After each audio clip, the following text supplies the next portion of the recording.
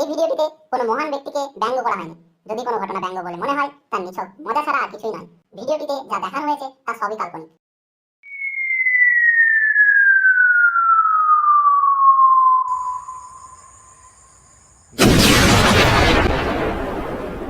এই কাহিনীটি sir Isaac নিউটনের মৃত্যুর প্রায় 294 বছর পরে শুরু হয় 10 নভেম্বর 2024 নিউটনের ভাইপো ব্র্যান্ড নিউটন থেকে। সবাই বলে আমি নাকি জিনিয়াস, কিন্তু এটা বলার পেছনে কিছু কারণ আছে বই কি। তাহলে শুনুন, আমি ছোটবেলা থেকে বিভিন্ন গ্যাজেট বানাতে পারতাম।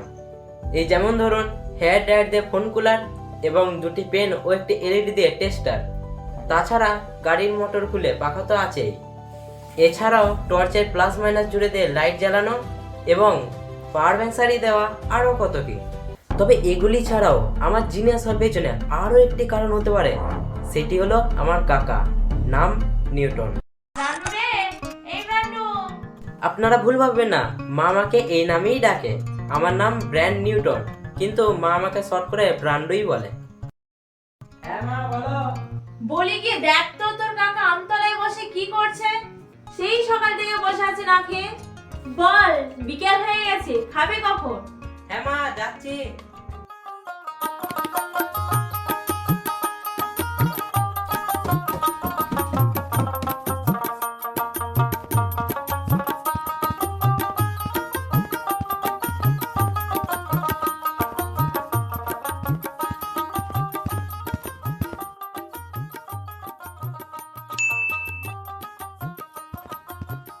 মনে হচ্ছে নিকুর মাথাটাই গেছে, পাগল টাগল হয়েছে মনে হয়। আচ্ছা, আপনাদেরকে বলি, এখানে নিকু বলতে নিউটনের নি, কাকুর কু দিয়ে নিকু, যেটা আমি সব করে বানিয়ে নিয়েছি। না, এবার ডাক দিই।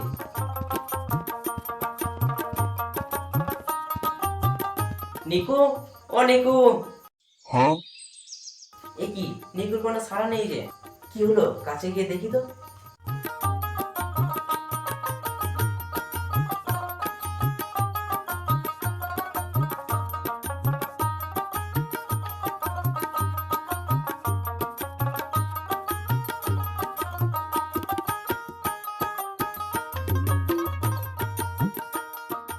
নিকু, ও নিকু, এসব কি লিখছো তুমি? আরে ব্রান্ডু যে, কখন এলি? এসেছি এই 5 মিনিট হলো। তবে তুমি এসব কি লিখছো? কি এক্স ডি এক্স সাউন্ড আবার সাপের মতো, এটাই বাকি? এটা সাপের মতো জিনিস নয়, এটা ইন্টিগ্রাল চিহ্ন। সব ক্যালকুলাসের ব্যাপার, তুই বুঝবি না, ছাড়। हमको सिखा रिया है।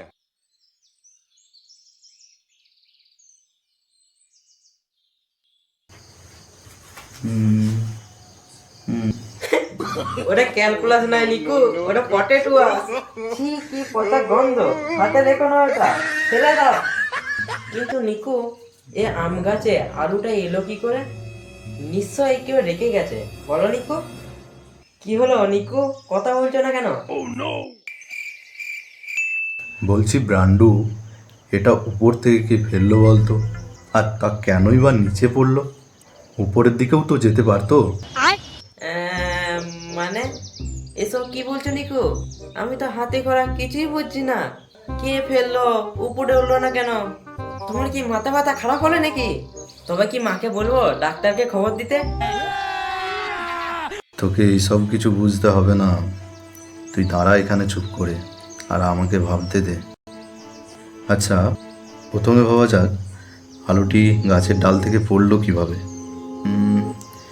তবে কি পিঁপড়ে বা পোকা গাছের ডাল থেকে আলুটিকে ঠেলেছে? যদি তাই হয়, তাহলে ওই পিঁপড়েটি কত দূর থেকে এসে আর কতটাই বা বল প্রয়োগ করেছে ওই আলুটার উপরে, যে কারণে আলুটি ডালচ্যুত হয়েছে। তাহলে তো একটি পিঁপড়ে ধরে সেটি কতটা পরিমাণ বল প্রয়োগ করতে পারে তা পরীক্ষা করা দরকার।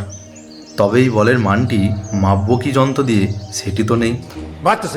না, এভাবে পিঁপড়ের থিওরি দিয়ে এটাকে ব্যাখ্যা করা যাবে না, অন্য কিছু ভাবতে হবে। ये बड़ी अच्छी बात कही आप। তাহলে হাওয়াতে কি ওই আলুটিকে ফেলেছে? হতেও পারে। একটু মনে করতো ব্রান্ডু, ওই আলুটি পড়ার সময় ডালের উপর দিয়ে কি কোনো হাওয়া বইছিল?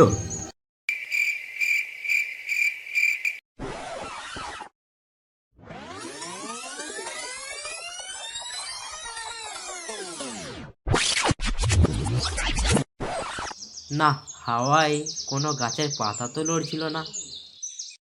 না নিকো, কোনো হাতও বইছিল না। দেখছি এখনো তো বইছে না। কিন্তু এসব কি বলছো আর কেনই বা জিজ্ঞাসা করছো? একটু পরিষ্কার করে বলবে? দাঁড়া, একটু পরিষ্কার করতে দে, তারপর সব বলছি। আর একটু ভাবতে দে। হাওয়াও নয়, পিঁপড়ে বা পোকাও নয়, তাহলে তাহলে নিশ্চয়ই তেনাদের কাজ, যাদের চোখে দেখা যায় না। একদমই ঠিক। আমি তেনাদের নিয়ে 5 বছর রিসার্চও করেছি। তে তে তে তে তে তেনারা বলতে নিকো? ভূত? আর এখানে নিকো? তাহলে তাহলে এখান থেকে এক্ষুনি চলো, আর থাকুন এখানে। থাম ব্রান্ডু, ভয় পাস না, আমি আছি তো। শোন, এই ব্যাপারটা এবার প্রমাণ করা যাবে যে কিভাবে আলুটা ডালচ্যুত হলো, আর কেনই বা সেটা উপরে না গিয়ে নিচের দিকে পড়লো। সেটা কিভাবে? দেখ, তেনাদের মধ্যে নিশ্চয়ই কেউ একজন ওই গাছের ডালে বসেছিল। যেহেতু তেনাদের কোনো শরীর নেই, তাই আমরা দেখতেও পাইনি। তাহলে সেই ওই ডাল থেকে আলুটিকে মাটির দিকে ছুঁড়ে দিয়েছে। ও, তাই পৃথিবীতে যা জিনিস উপরের দিকে ছুঁড়ে দেওয়া হয়, তেনাদের মধ্যে থেকেই কোনো না কোনো ভূত সেই জিনিসটিকে মাটির দিকে ছুঁড়ে দেয়। বুঝেছি নিকু, সব বুঝতে পেরেছি। এখান থেকে বিজ্ঞানের শাখায় এক নতুন থিওরির উন্মোচন হলো, এবং এই থিওরি বিজ্ঞানের এক নতুন অন্ধকারের পথ খুলে দেবে, যার নাম হবে ভ্রুকুটি, যা আমার তৈরি। বুঝলি ব্রান্ডু? ভ্রুকুটি হলো এমন একটি বল যা উপরে উঠতে থাকা কোনো বস্তুর উপর ভূতের দ্বারা প্রযুক্ত নিচের দিকে বল। নিকু, আমি বুঝেছি। আর ভূতেরা তো স্পেস বা ফাঁকা স্থানই থাকতে ভালোবাসে, তাই আমরা যখন উপরের দিকে ঢিল ছুড়ি, তাই ভূকুটি বলের জন্যই নিচে আসে। কি বলো নিকু? তুই ঠিকঠাক বুঝেছিস। নিকু, তুমি সত্যিই লেজেন্ড। তবে এই ভ্রুকুটি বল আদেও বল নাকি তরঙ্গ, তা কিন্তু প্রমাণ করতে বেশ কয়েক শতক লেগে যেতে পারে, বুঝলি? আরে আবার শুরু করলে। যেটা বলতে এসেছিলাম এতক্ষণ ভুলেই গেছি। কি? আরে মা তো তোমাকে খেতে ডাকলো, শিগগিরই চলো। দুপুর গড়িয়ে সন্ধে আসলো যে।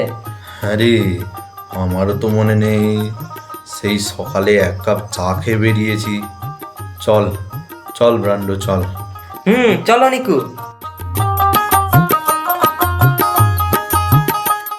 আর এইভাবেই বিজ্ঞানের এক কঠিন বিষয়ে নতুন একটি অন্ধবিশ্বাসের থিওরি যুক্ত করলো নিউটন ও ব্র্যান্ড নিউটনের এই জুটি, যে থিওরির ভবিষ্যৎটাই অন্ধকার। আপনাদের কি মনে হয়, বনেল পাবে কি এই নতুন থিওরি? যদি মনে হয় তাহলে অবশ্যই লাইক, শেয়ার, কমেন্ট ও এই চ্যানেলটিকে অবশ্যই সাবস্ক্রাইব করুন।